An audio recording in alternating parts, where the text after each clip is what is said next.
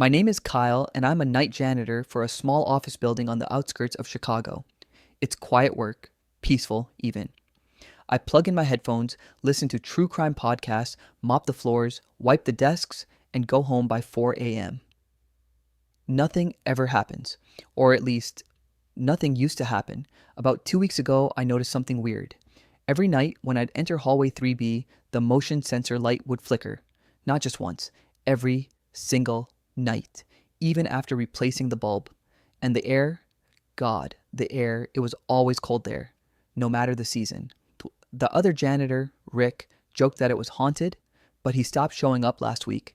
No explanation, just vanished. I didn't think much of it until last night.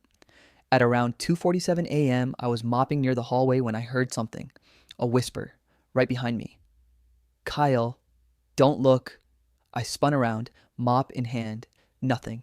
Empty corridor, no open doors, no ventilation sounds, just silence. My skin crawled, my heartbeat sped up. I told myself it was stress, maybe lack of sleep. I forced a laugh and kept cleaning, but something had changed in the air, heavier, like the building was holding its breath. Tonight, I decided to prove to myself there was nothing there. I brought my phone and started recording as I entered hallway 3B. The flickering bulb buzzed above, dim yellow light casting long shadows. I walked slowly, step by step. The walls had scratches, 3 long, deep claw marks on the right side. I swear they weren't there before. And then, the whisper again. Don't look behind you. I froze. My phone slipped from my hand and hit the floor. I couldn't move. My legs were ice, but my eyes, they drifted sideways. And that's when I saw it.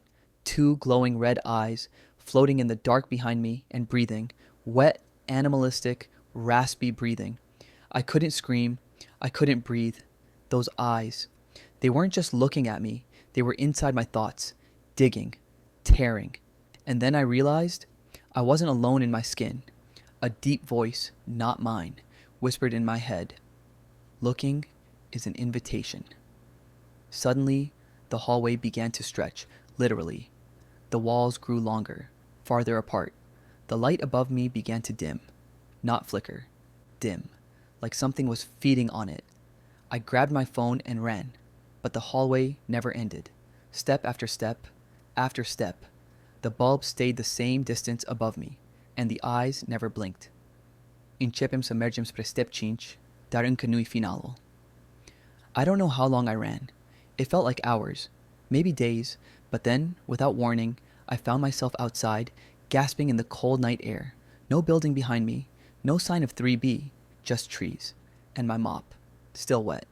I looked down at my phone. It was still recording. The last frame, me, standing still, and something slowly crawling out of the darkness, right behind my shoulder. Long, clawed fingers, inches from my neck. I didn't go back to work the next night, or the night after that. I didn't sleep. I didn't eat. All I could do was stare at that video. I must have watched it 50 times. Each time, more details appeared. At first, it was just the glowing eyes. Then, the shape. Something humanoid, but wrong. Too tall. Arms too long. Head crooked, like it had no spine. And on the 50th viewing, I swear to God, it turned towards the camera. Not me. The camera. And it smiled. I threw my phone across the room. It hit the wall and cracked, but the screen stayed on. The video began playing backward, by itself. No app open, no input. The hallway reversed, step by step. The shadows grew thicker. And then, a new whisper. You're already facing me. I spun around in my apartment. Nothing, but the air was heavy. And the lights flickered, the exact same flicker from hallway 3B. That night, I took a mirror and taped it to the wall behind me. Everywhere I sat, on the couch, at my desk, I made sure I could see behind me. I couldn't risk it. I couldn't look. But the thing is, you don't need to look to be seen. Sometimes, being aware is enough. And now, every time I blink, I see flashes of that hallway, of those eyes, of something closer. 3 days later, I got a call from an unknown number. I didn't answer. The voicemail was only 3 seconds long. Static. Don't look. Cut. Same voice, same whisper, same thing from the hallway. I moved out. New apartment, different city, No forwarding address, no social media. I even changed my name, but it still found me. Last night, I woke up at exactly 2:47 a.m. There was a single light on in my hallway. I live alone. I got up, heart pounding like it wanted out of my chest. As I stepped into the hallway, my foot brushed against something cold. My phone. Cracked screen, battery dead, but when I picked it up, it turned on, and the recording started playing again. But not from the beginning. It was recording me, right there, in that moment, holding it, behind me, on the screen. The eyes were back, and this time, they blinked. Then the light in my hallway burst with a loud pop. Everything went black, except for the glow of the screen, and those eyes. Closer now. The screen stayed lit, but the phone wasn't in my hand anymore. I looked down. My hands were empty, but I was still watching myself on the screen.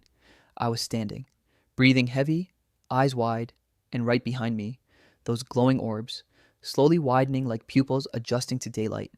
And then, my reflection moved, but I didn't. It turned around. I screamed. I reached for the phone. It vanished. Darkness. My hallway was silent but not empty. I could hear footsteps, not walking, crawling, slow, wet, pulling weight across wood. And then a whisper, not in my ears, in my skull. Looking was never the danger. Not looking was the trap. My mouth wouldn't move, my legs locked. I tried to close my eyes, but they wouldn't shut. I was forced to stare forward, straight ahead, but I could feel it. The breath on my neck, the claw against my spine, and the pressure in my mind like something was replacing me from the inside out. Then the whisper stopped. No more crawling, just silence, except for my voice, coming from behind me. Don't look behind you. I don't remember falling asleep or waking up, but I'm back at work. Same building, same hallway, except it's not night anymore. It's always 2:47 a.m. now. The clock never moves. People walk past me, but they don't see me. They don't hear me. I mop the same spot over and over like I'm stuck in a loop. But it's not the building that traps me. It's the moment. The one moment I look behind me. Sometimes I hear someone new walk in. Another janitor. Another victim. And I whisper, don't look behind you. Because I know what happens when you do. You don't just see it, you become it.